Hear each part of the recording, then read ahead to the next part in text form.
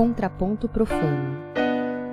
Entoando um canto profano, eu sou William Pedroso, músico e pesquisador, e hoje estou aqui para falar de um tema que está muito longe da minha realidade de prática musical, de ensino, de pesquisa, mas que eu tenho bastante sorte de ter uma colega que é especialista nesse tema, que é o tema da música asiática. E daí, quais músicas asiáticas nós vamos falando aí durante o programa, e ela vai nos explicar aqui como essa banda toca. Ela é a Beatriz De Amo. Olá, tudo bem? Tudo bem, Beatriz? Conta pra gente quem é você, quem é você na fila do pão aí, e o que você tem feito ultimamente, e quais são as suas competências aí, o que você tem estudado? Bom, fui estudante da Unesp, né?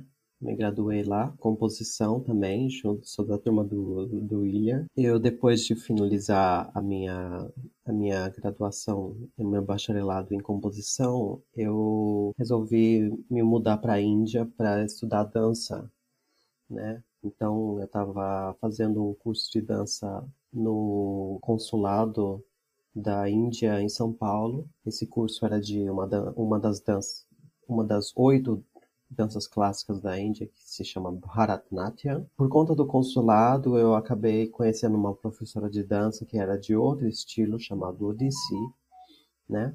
Cada estilo é relacionado a uma região da Índia diferente, tem uma música diferente que acompanha também. Então, eu decidi, assim, que eu queria ir para a Índia para poder aprender a Odissi, né, com essa professora. Eu acabei estudando com ela por mais ou menos um ano e meio, e aí eu mudei para outro objetivo. Então eu comecei um mestrado em música hindustani, que é música do norte da Índia, né? Eu estava vivendo no estado de Bengala Ocidental, que ele faz divisa com o Bangladesh, e eles têm a mesma língua. Então eu estava na cidade de Calcutá. O que eu posso falar sobre música indiana? Tem uma integração muito forte entre as danças e a música clássica indiana. Sim, sim. Todas elas têm uma integração, porque eu não sei, eu não entendo sobre todas as danças indianas, né? Eu estudei duas, né, um pouquinho mais, mas pelo que eu sei, a música e a dança elas são muito bem integradas dentro do contexto indiano, de tal forma que percussão, a instrumentação e dança são consideradas como três partes fundamentais, como um triângulo, né? Uhum. Que elas se complementam. Por exemplo, na dança Kathak, que é do norte da Índia, o papel da percussão é muito fundamental. A dança, ela acompanha a percussão, é bem rápida. Se você for ver uma performance de música hindustani do norte da Índia, né? A percussão, ela tende a chegar em certos pontos em que ela fica muito, muito rápida, né? Que a gente chama de drut. E nessas sessões, o dançarino de Kathak também, ele começa a dançar, a fazer percussão com os pés, fazer giros. Então isso é uma característica do Kathak. Outra coisa que a gente pode pegar é que no Odissi você tem um tipo de dança que chama Pallavi, que é um desenvolvimento de um raga. Um raga eu não sei se a audiência sabe o que é, mas o raga, ele é como uma escala, né? Semelhante a uma escala na música indiana. Essa escala, ela pode subir e descer de formas diferentes, né? E não necessariamente em ordem ascendente ou descendente. Quando você tem a ordem ascendente, ele pode ir em zigue-zague, por exemplo. Ele não precisa ir, por exemplo, do, ré, mi, fá, sol, lá, si, do. Pode ser do, mi, ré, fá, sol, lá, si, do. Como se eu tivesse um vocabulário já presente na escala. Sim, sim. Tudo isso já foi escrito por vários autores, né? Ao longo de séculos e séculos, diversos autores escreveram sobre música indiana. A música recente da Índia, ela é passada por gurus, né? Então, ela tem um sistema que chama Guru Shishya Paramparam, que é o sistema do guru discípulo, né? Do mestre discípulo. E geralmente essas escolas que tem os gurus, elas guardam segredo das outras escolas, né?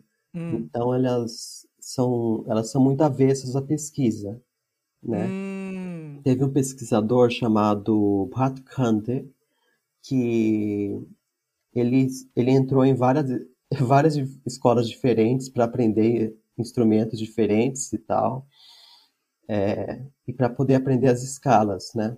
Ele queria Aham. poder sistematizar a música do norte da Índia, né? Hum. Enquanto a música do sul da Índia já tinha um sistema feito, a música do norte da Índia não tinha nenhum sistema para você classificar as escalas, né? Então ele criou esse sistema baseado no sistema do sul da Índia, Hum. né? Então a gente tem dois grandes sistemas de música indiana, né? Que é a Carnática, que é do sul da Índia, né? E a Hindustani, que é do norte da Índia. Essa sistematização é registro escrito? Seria isso? É de registro escrito. Como funciona mais ou menos? Que tipo de sinalização que é feita? Eles sinalizam com as letras do alfabeto mesmo, Uhum. né? Do sistema de escrita indiano, né? Então as notas elas são chamadas de Saregamapadhani, né? Então você só escreve o nome da nota, né? Uhum. E você usa alguns outros símbolos para poder indicar em que oitava que a nota está, Ah, né? Se ela sim. tem alguma alteração, né? Uhum. Esse sistema ele varia, né? Dependendo de, por exemplo, eu estava em West Bengal, então como eles escrevem com o sistema de escrita Bengali, que é diferente do Devanagari, que é usado no resto do norte da Índia, você tem dois sistemas de escrita diferentes, mas eles funcionam mais ou menos do mesmo jeito, porque eles são todos aparentados, né? Desculpa, esse pesquisador, como é que ele chamava? É Ele Bhatkande. foi meio espionar, basicamente isso. Ele foi espionar, Ele foi pegar segredo industrial das escolas lá. ele foi espionar e ele escreveu vários livros, né? Aham. Documentando, né? E também falando da história de cada raga, né? Eu vou falar, não sei se eu falo raga ou se eu falo raga para ser mais fácil. É, você que sabe, você que sabe. E o pessoal não ficou puto com ele lá, não? O pessoal não pegou ranço do camarada, não? Que ele vazou, né? Ele teve que lidar com certas dificuldades, né? Com os seus gurus, né? Aham. Mas ele tinha que conseguir a confiança deles, né? E também tem a história, né, de que parece que ele ia nas aulas de... Eu não lembro que instrumento que ele estava estudando, né? Ele ia em aulas de música sem o pai dele saber. Aham. Então, desde criança ele já fazia esse tipo de coisa, né? Trambique. É, bom, pelo menos registrou. E quando você estava falando sobre essa questão do registro, não tem como não pensar em paralelos assim com a forma que se faz cifragem, né, aqui na América Latina, ou como se faz tablatorização, ou até de violão ou de instrumentos antigos. Dá para imaginar assim alguns paralelos, mas também a gente copiando esse esquema ocidental de se escrever música, a gente acaba prezando muito por registrar alguns elementos de como aquela música pode ser realizada, né? Não é tão preciso assim, né? Sim, Já não é nem tão preciso para música. E daí a gente, por exemplo, vai escrever uma Pavane, foda-se a dança da Pavane, a gente escreve o que dá daquela sim, música e tanto faz. É como se aquilo não fosse dançado. E se o violão tocar, tá bom. Parece aí, pelo que você está relatando dessa questão do triângulo, né, dessa integração, talvez tenha alguma importância você dar sinais de como funciona a dança e a integração das atividades naquilo ali, quando está registrando aquela música, ou não, eles se registram separado também. bom, assim, o que é registrado, né? É registrado a letra, Hum, a música, né? A melodia e o ritmo, uhum. né? Então, os passos de dança não são registrados. Vai por tradição, Isso vai por tradição tradição. e tradição oral, assim, né? E Uhum. não é toda música que vai ser dançada, né? Então, tem música instrumental que vai durar 30 minutos, né?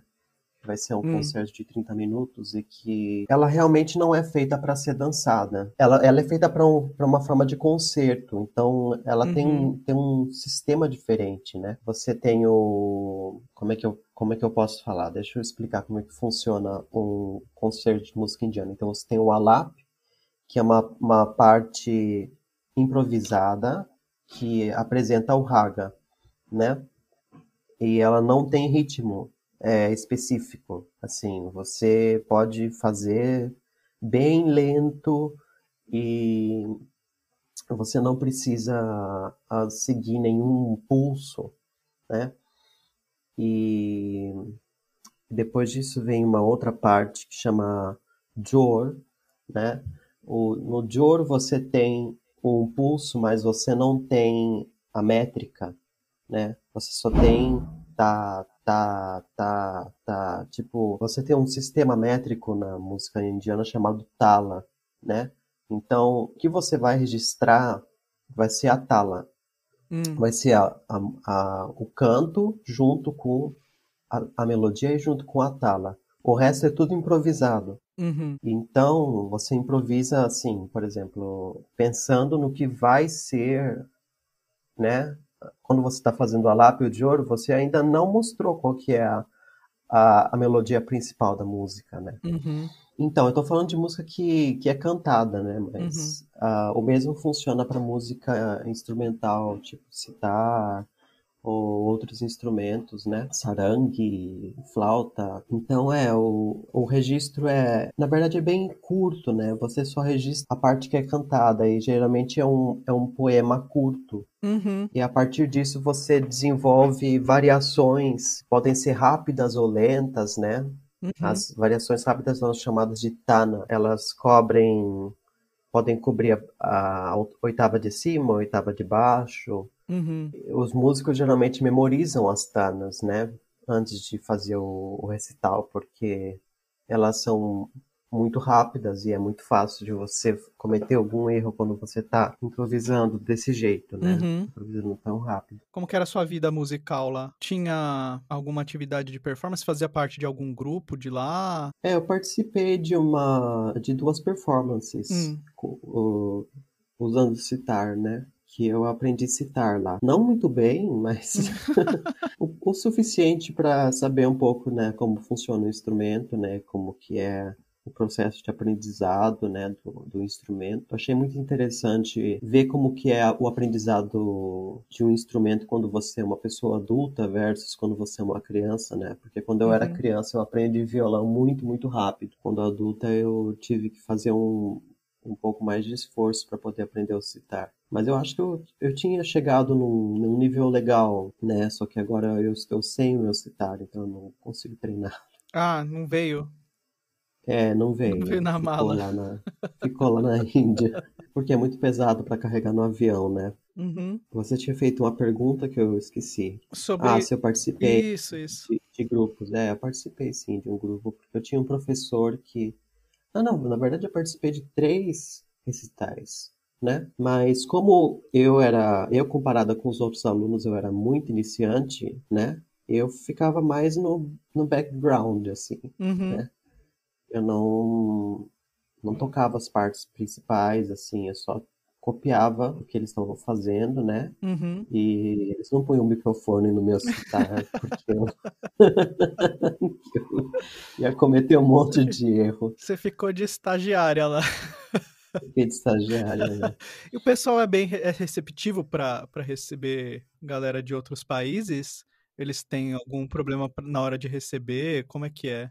Sim. Porque eu fiquei imaginando, assim, se eles são super protetores de algumas questões lá, também lógico que para aprender as coisas mais importantes, provavelmente deve levar muito tempo, então a pessoa tem que ficar um tempão lá em confiança, né? Sim. A adaptação é difícil. Tem vários fatores, hein? Principalmente a comida, né?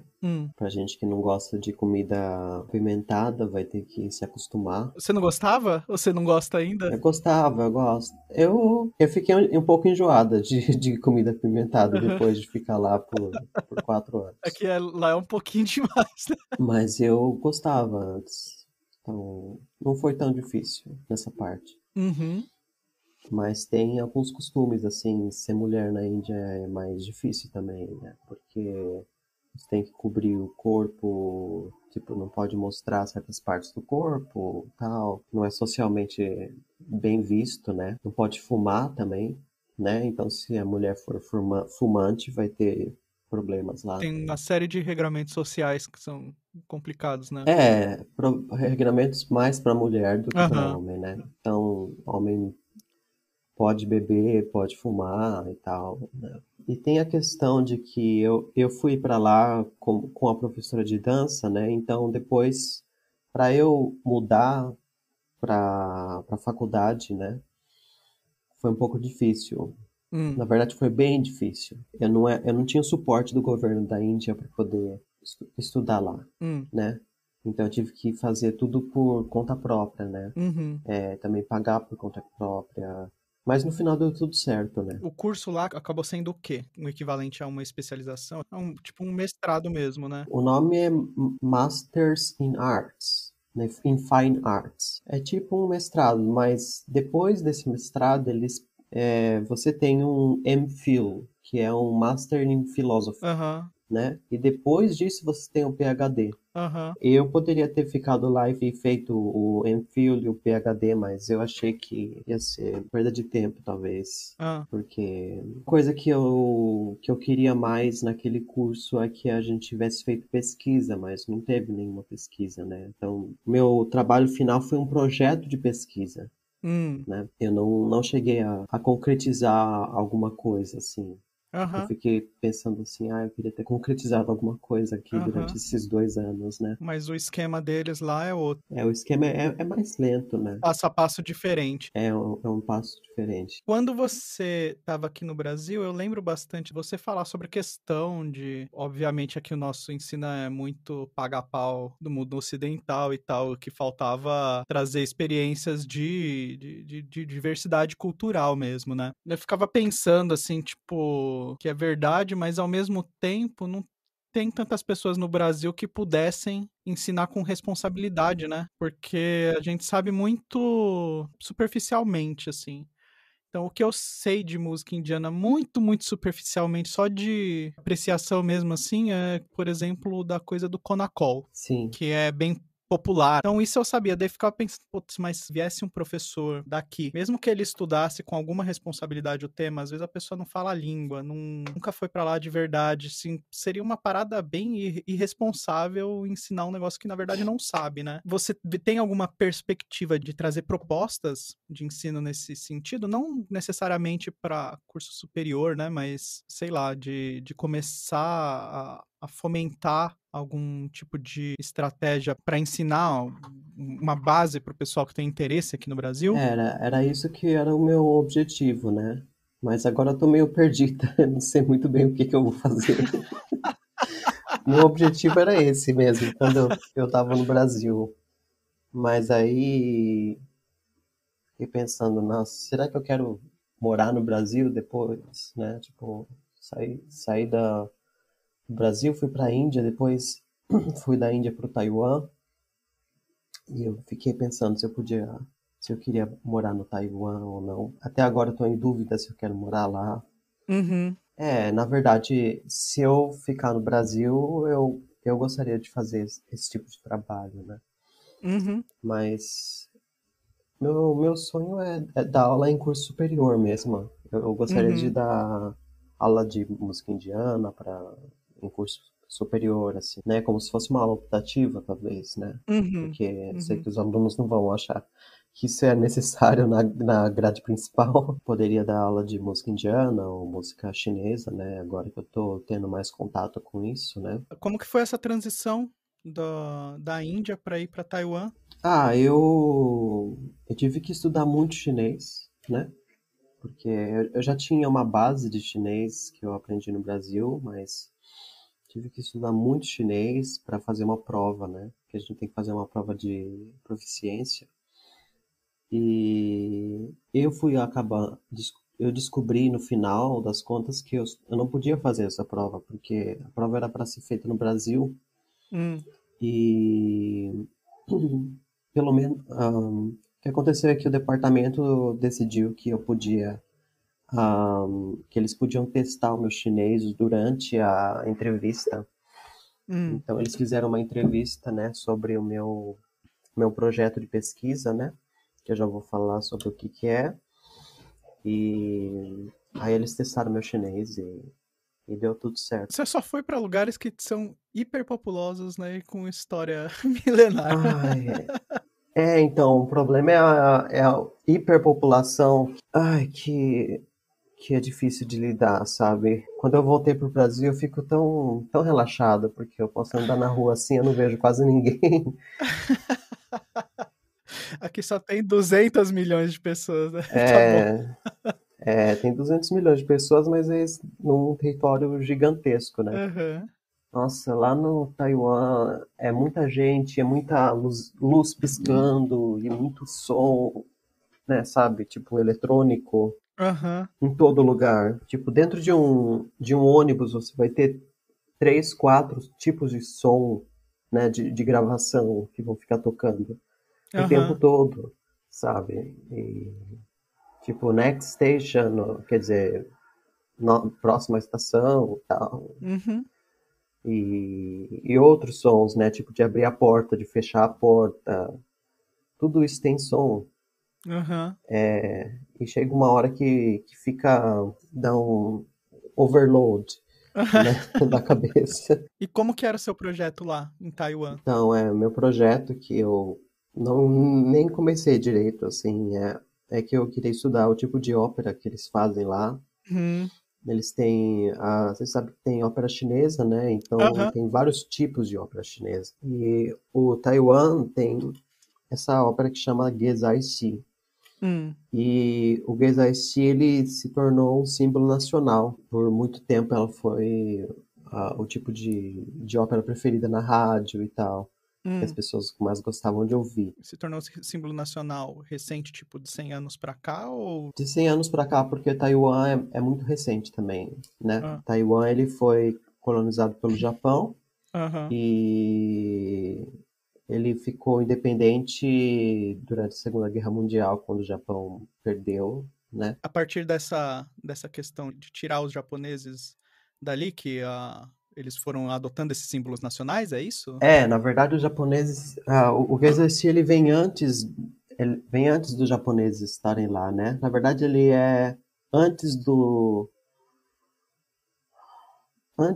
Taiwan mesmo, né? Eu acho que o Taiwan já Uhum. era chamado de Taiwan quando o Japão estava lá, né? E teve uma ocupação da Manchúria também Sim. antes disso. Então, ele foi ocupado por várias regiões antes de ficar independente, né? Para quem não sabe, é uma história de ocupação extremamente brutal, né? É, Contra os chineses. É que, na verdade, o que acontece é que o Taiwan, o partido que foi lá para o Taiwan e tomou conta, o Kuomintang, eles eram o partido que tomava conta da China, né? Só que aí, quando houve a Revolução Socialista, os socialistas, eles lutaram contra o Kuomintang e o Kuomintang foi para Taiwan e eles ainda, até hoje, acreditam que eles são os donos da China, Uhum. né? Quer dizer, tem um partido no Taiwan que acredita que eles são os donos da China e tem outro partido que é pró-China e diz que é pró a integração com a China. Esse partido venceu as últimas eleições, então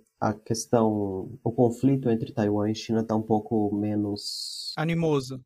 animoso, né? Porque o partido que é pró-China está tomando conta do Taiwan, né? Uhum.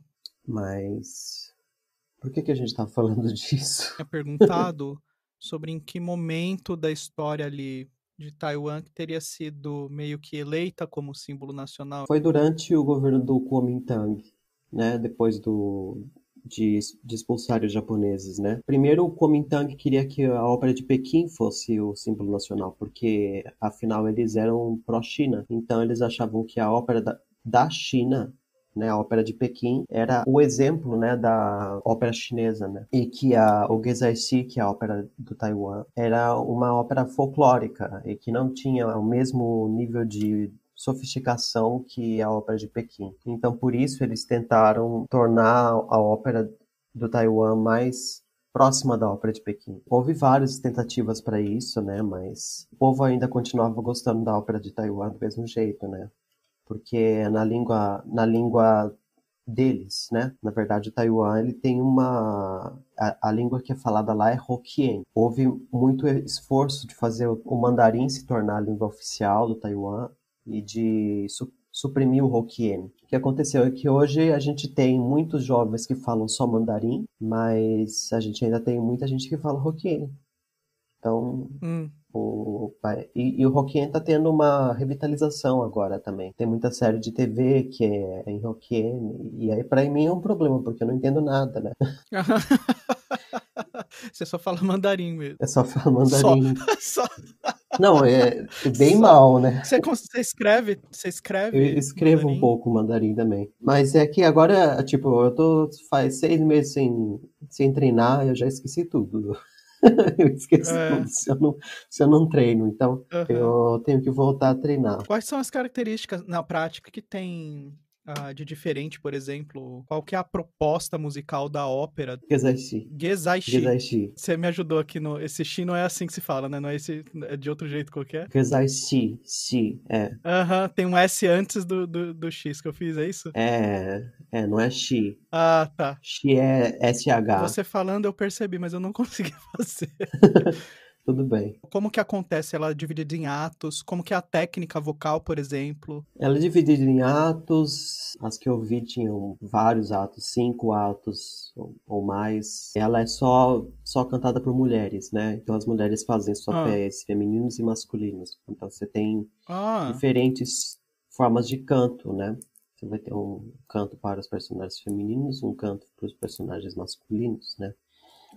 E você tem personagens que são mais velhos, personagens que são mais novos, né? Geralmente a atriz, né, ou a cantora, ela se especializa em um tipo de personagem. Eu acho que não tem essa questão de ser mezzo-soprano ou soprano. Eu acho que a cantora pode ser soprano tecnicamente, mas, sabe, ter o perfil vocal de uma soprano, mas ela canta usando a voz de peito, né, o tempo todo. Então ela vai fazer o personagem. Porque, na verdade, é tudo relativamente muito agudo, né? Então, as cantoras podem fazer. Né? É tudo relativamente muito agudo. Que nem Ópera de Pequim também. Todos os personagens, eles cantam bem agudo. Não é microfonado, né? Depende.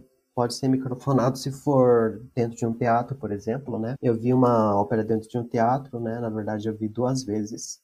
E eu vi também na rua.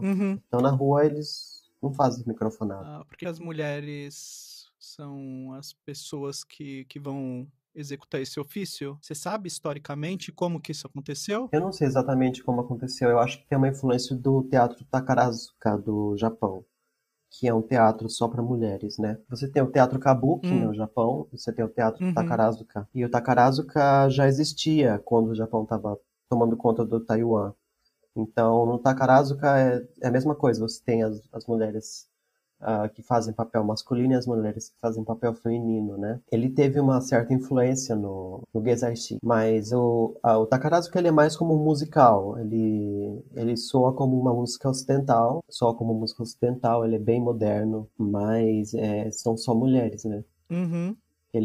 Ele foi criado como uma tentativa de se contrastar com o kabuki, né? Que é tradicional e são só homens que fazem os papéis, tanto masculinos e femininos, né? Então você teve o kabuki, depois Takarazuka e depois o Gesaishi acabou tendo só mulheres, né?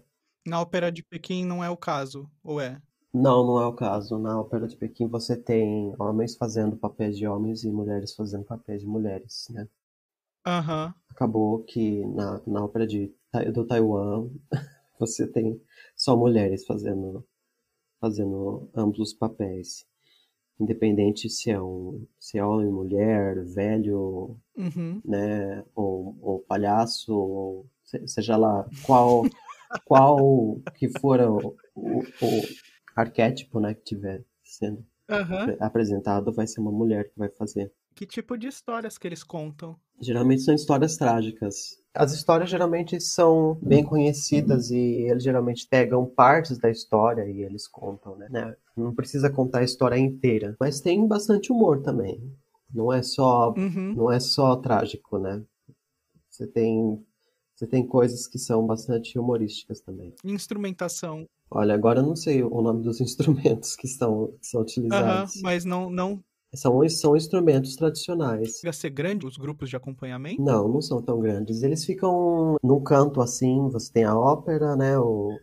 Como eles abrem estágio no meio da rua, né? Eles têm Uhum. uma tenda assim os instrumentistas ficam escondidos, né? Não tem muitos instrumentistas, né? Que nem eu acho que a ópera de Pequim tem mais gente, mais instrumentistas do que a ópera de Taiwan. Como que é a questão da afinação, de modos, de escala e de o que dá pra pensar esteticamente? Pelo menos impressões, assim. A impressão é de que é pentatônica, né? Como a gente fala, né? Mas não é afinado do mesmo jeito que a música ocidental. E tem muito glissando também. É mais ou menos isso. Eu não estudei tanto assim Uhum.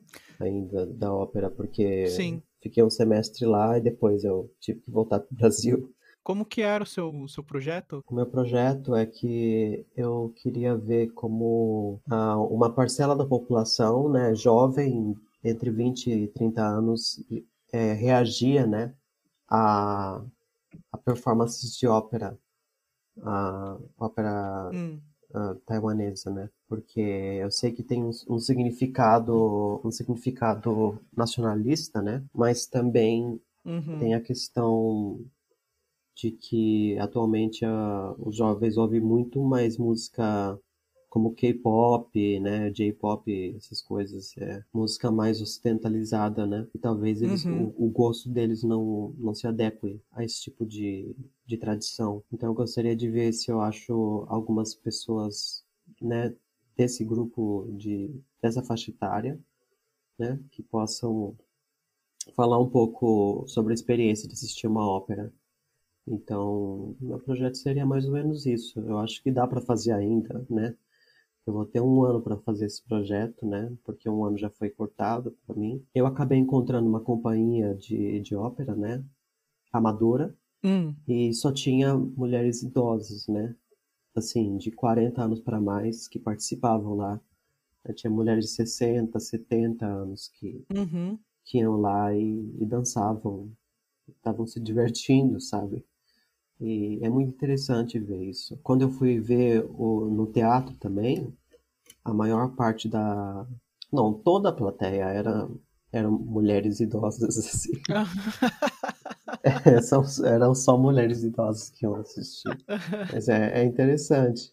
Então, se eu for pegar jovens de 20 a 30 anos, vai ser. Acho que a reação deles vai ser bem diferente. Tem essa questão de difícil penetrabilidade no público jovem, então, esse gênero lá? Eu acho que sim. Rola muita música ocidental lá, no sentido até de tonal. Hoje em dia é assim mesmo. Se você for ouvir K-pop, é mais ou menos assim que as músicas são. Ou música japonesa, J-pop, né? Aham. Música taiwanesa popular é assim, basicamente. O tradicional aparece em novelas, né? Então, você tem novelas na Hã. televisão, né? Que geralmente são para um público mais velho, né? E aí você tem as orquestras com instrumentos tradicionais e tal. Eu nem sei dizer se essas novelas elas são taiwanesas ou se elas são chinesas. Eu acho que provavelmente são taiwanesas, né? Mas elas usam Hum. a instrumentação, os ensembles tradicionais. Você lembra se na Índia era assim também a questão da música popular, essa questão do tonalismo na música popular deles? Na música indiana é mais difícil de dizer porque a música popular indiana é muito focada no ritmo, né? Ela às vezes usa escalas folclóricas, né, tipo ragas ou, sei lá, simplesmente escalas folclóricas com batidas muito muito modernas, né? Uhum. Bom, também folclóricas, né? É bem misturado. na verdade, na Índia. Se você for ver. Você vê um filme de Bollywood, né? Sempre tem algum Uhum, elemento indiano bem claro dentro da música. Então, não é que a música é totalmente ocidentalizada. Você consegue identificar os elementos da música indiana que estão ainda lá. uhum, Comparada com a música do Taiwan, a música indiana é menos ocidentalizada. uhum. Interessante. Você viu, tem um filme na Netflix aí, que é o Não, não vi. RRR, que é um filme Bollywood, assim, muito, muito foda.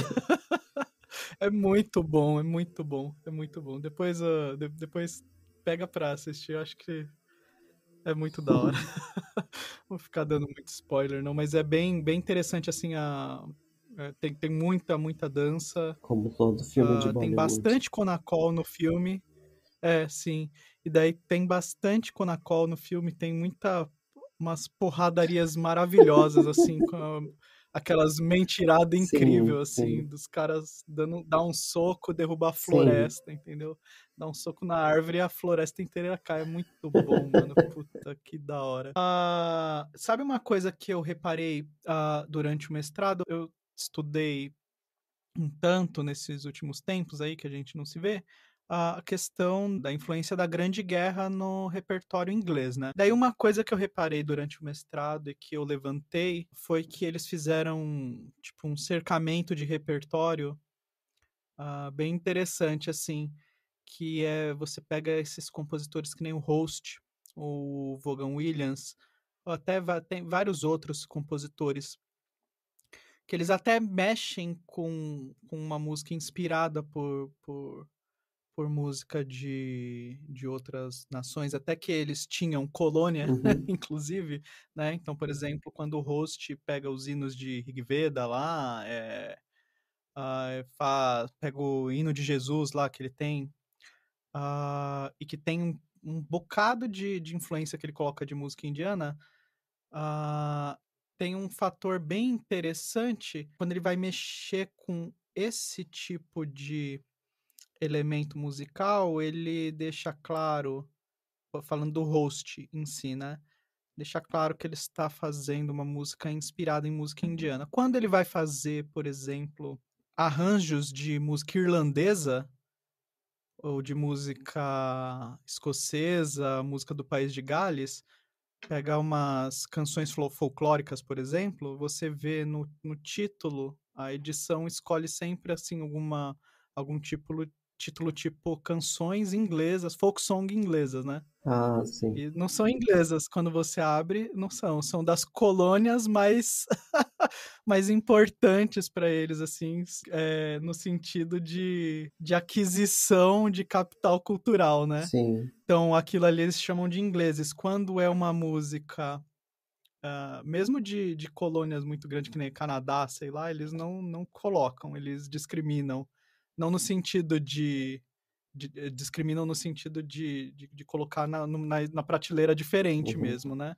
Então é interessante isso, assim, que como eles fizeram um esforço para, durante o século XX, destacar, né, esses repertórios para não deixar misturar mesmo e deixar que certos repertórios fossem aceitos dentro do repertório inglês, né? Porque era necessário negociar com as pessoas que estavam mais próximas ali geograficamente. Daí, das colônias inglesas, assim, você vê como era a intenção de descarte cultural, era bem evidente. Isso me lembrou um pouco do Japão, dos esforços dos japoneses de ensinar música ocidental, né, de se ocidentalizar a música das suas colônias, né? O Japão se via como uma conexão entre a Ásia e o Ocidente, né? Eles se viam como parte do Ocidente também, Uhum, durante a guerra, né? Eles criaram um sistema de educação de música ocidental e eles começaram a colocar esse sistema para as colônias, né? E Taiwan foi o primeiro lugar que eles experimentaram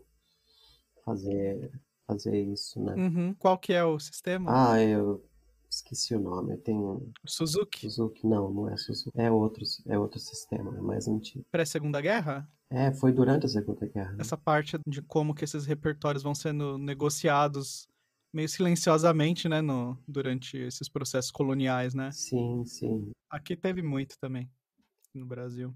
Às vezes é o processo que parece menos violento, né? Às vezes é violento igual, parece menos violento. Se você for ver a política, né, de ensino de música, né, é uma coisa que parece Aham. que não é, no, parece tão, sei lá, que não tem nada a ver com política, né, mas a gente vê isso repetidamente em diferentes países, Uhum. tanto no Oriente como no Ocidente. As mesmas coisas acontecem. Uhum. Ah, sim. Aqui em São Paulo mesmo, várias escolas de música no começo do século XX foram fundadas para ensinar o tipo, entre aspas, certo de música aqui. É lógico que não vão usar essas palavras, né? Mas para realizar um epistemicídio mesmo de alguns gêneros. Claro que a pessoa não vai usar essas palavras, né? Gostei da palavra epistemicídio. O Losurdo, ele fala que todo conflito, na verdade, são dois projetos de paz colidindo, né? Daí é claro que a pessoa que ela vai ensinar um tipo de música orquestral que vai fomentar uma prefeitura que 100 anos atrás começou a fomentar orquestra e teatro aqui na cidade de São Paulo, eles não vão falar que abertamente que é para não fomentar um outro tipo de música que de repente é mais popular e que vem de uma camada da população que é, na verdade, é mais importante, né? Você vai puxar para um outro lado para você conseguir que aquele repertório seja fomentado ao longo do tempo. As pessoas acabam comprando e tal. É complicado, não é tão simples, né? Muito obrigado, Beatriz. Nada. Eu estava muito curioso para saber como tinham sido suas desventuras, suas aventuras pela Ásia. Você gostaria de indicar ou algum material online, alguma coisa que as pessoas possam ver para ter contato com esse repertório? Você quer indicar algum material seu? Eu não sei se você está trabalhando alguma coisa em redes sociais nesse sentido. Se você quiser deixar links, etc., pode deixar, pode falar, eu coloco no textinho do Bom, podcast tem lá, um para o texto pessoal ir de clicando. etnomusicologia que a gente teve no primeiro semestre lá na Universidade do Taiwan que eu achei muito bom, né? Que é um livro, né, na verdade, que se chama Shadows in the Field. É de Tim Ingold e tem mais uma pessoa. Ele fala sobre etnomusicologia no geral, né? Mas ele tem vários exemplos de música asiática, enfim. Tem várias pessoas que trabalharam nesse livro, né? Esse livro é bastante importante para a etnomusicologia. Então, eu Uhum. recomendaria para quem quiser se aprofundar um pouco mais nessa área, né? Ele tem vários exemplos também de música asiática, e tal, música de vários lugares. Shadows in the Field. Vou deixar aí o link na postagem, é só você abrir no seu agregador e clicar lá. Você quer deixar redes, Bia? Você está low profile, você quer deixar redes sociais aí? Como é que... Não, acho que não. Acho que eu tô de boas com minhas redes sociais. Eu não sou muito ativa em redes sociais também. Tá, então, muito obrigado, Beatriz. Espero que venha curso aí, sei lá, sobe um curso na Hotmart Sparkle aí para ficar milionária ensinando música asiática aqui para nós, pra gente aprender um pouco. Se você tem uma dúvida, uma sugestão, uma crítica, mande um e-mail para contrapontoprofano@gmail.com ou siga nas redes sociais no @will.pedroso, WILL. Com Z ou @contrapontoprofano. Mais uma vez, muito obrigado pelo papo, Bia. Você está sempre convidado aqui se quiser vir falar de alguma coisa mais específica, né? Como a gente tratou de forma bem abrangente, bem panorâmica, né? Se quiser vir um dia para falar de alguma coisa, fazer um episódio sobre alguma coisa mais específica e detalhada, daí a gente separa exemplos e tal, você está convidadíssima, a casa é sua. Quando eu voltar para o Taiwan e eu tiver com a minha pesquisa andando, eu posso talvez fazer um outro programa contigo. Maravilha, muito obrigado. E chegamos aqui a mais uma barra dupla. Você ouviu Contraponto Profano.